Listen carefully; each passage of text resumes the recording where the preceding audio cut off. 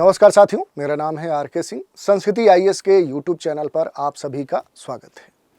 आज हम जिस विषय की बात करने वाले हैं उस विषय का जो संबंध है वो कश्मीर से है। और ऐसा हम क्यों कह रहे हैं?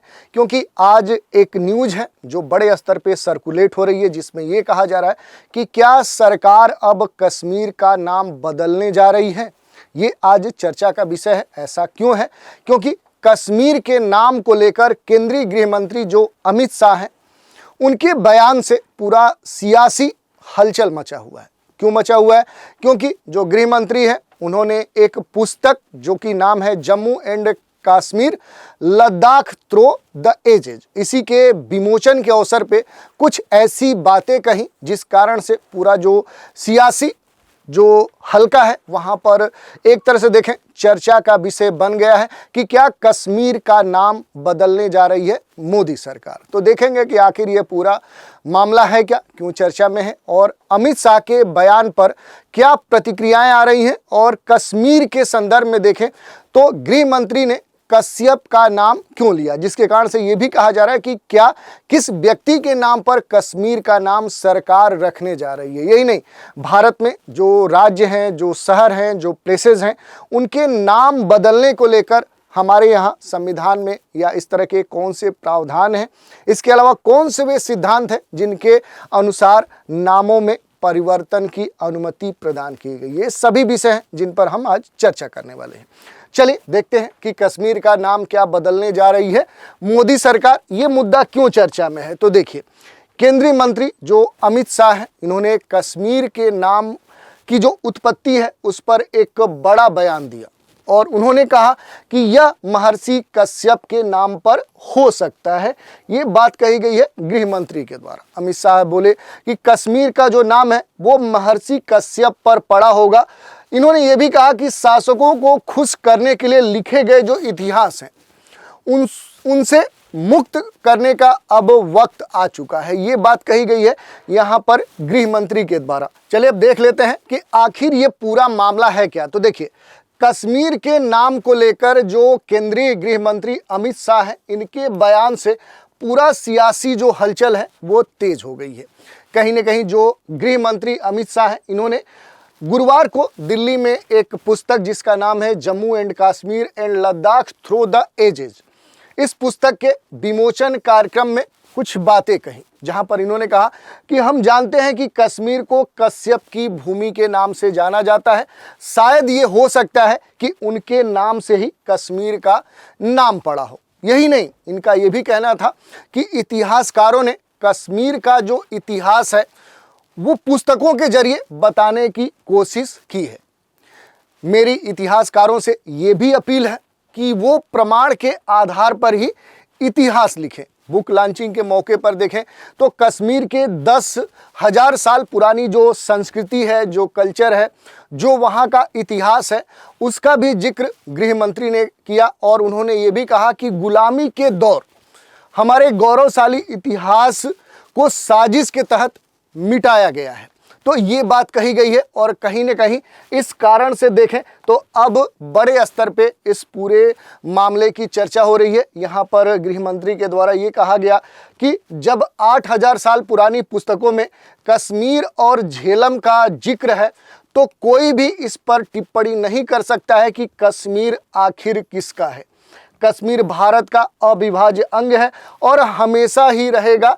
ये बात कही गई है यहाँ पर केंद्रीय मंत्री जो अमित शाह हैं। अब देखिए, इस पर बड़े स्तर पे देखें तो अमित शाह का ये जो बयान आया, इस पर जो डीपीएपी के नेता हैं यहाँ पर सलमान निजामी, इन्होंने बड़े स्तर पे प्रतिक्रिया की। इन्होंने दावा किया कि केंद्रीय गृह मंत्री जो अमित शाह हैं, इनके इस बयान से जम्मू कश्मीर के जो लोग हैं वो परेशान हैं, वो हैरान हैं, वो नाराज हैं। सलमान जो निजामी हैं, इन्होंने अमित शाह के बयान का एक क्लिप भी शेयर किया और शेयर करते हुए ये लिखा कि अमित शाह ने ये कहा कि ऐसा संभव है कि कश्मीर का जो नाम है वो कश्यप के नाम पर ही रखा गया हो। उन्होंने ये नहीं कहा कि कश्मीर का जो नाम है वो कश्यप के नाम पर ही होना चाहिए। वहीं जो सलमान निजामी है, उन्होंने ये कहा कि भ्रम पैदा न करे, गुमराह न करे केंद्रीय गृह मंत्री अमित शाह। ये ट्वीट किया गया है यहाँ पर सलमान निजामी के द्वारा।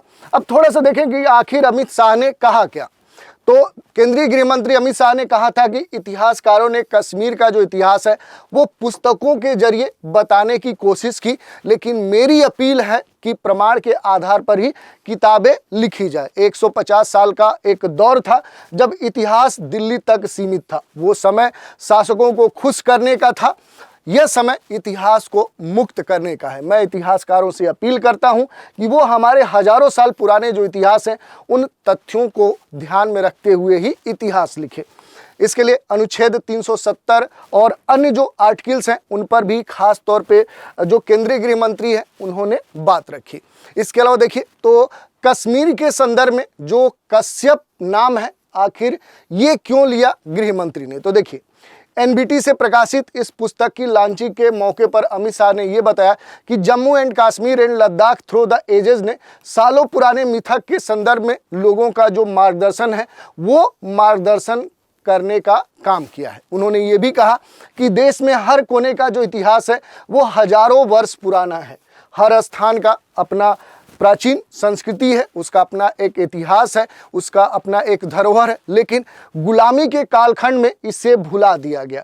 इसी दौरान उन्होंने कहा कि कश्मीर ही वो जगह है जहां से देश के विभिन्न भागों में जो संस्कृति है, जो कला है, उसका प्रसार हुआ है।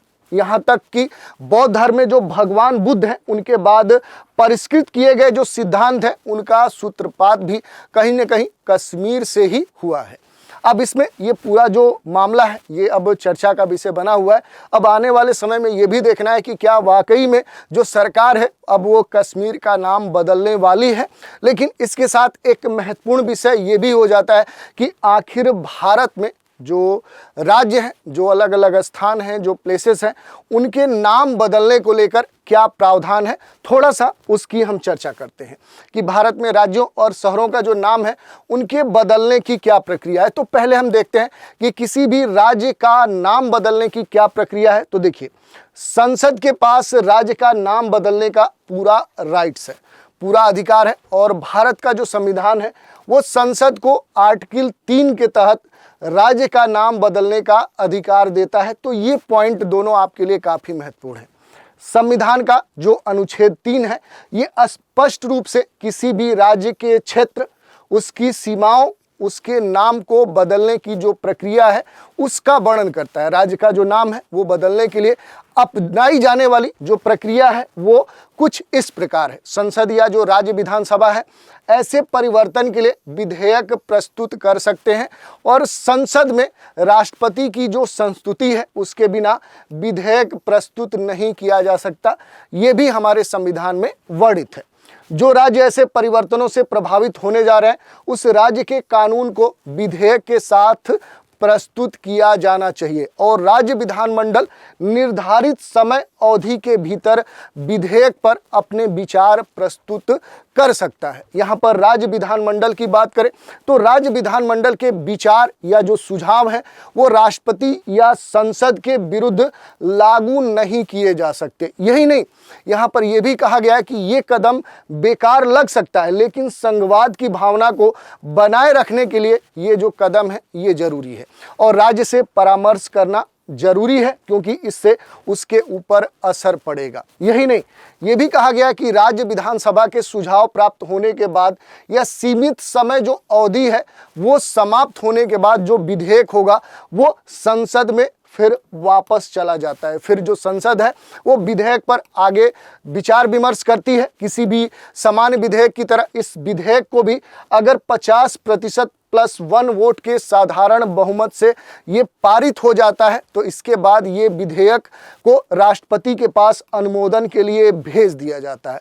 उसके बाद राष्ट्रपति के द्वारा स्वीकृति दिए जाने के बाद वो जो विधेयक है उस पर वो हस्ताक्षर करेंगे, और विधेयक जो होगा वो अब फिर अधिनियम बन जाता है। जब अधिनियम लागू हो जाएगा तो फिर जो राज्य है उसका नाम हमेशा के लिए बदल जाता है, चेंज हो जाता है।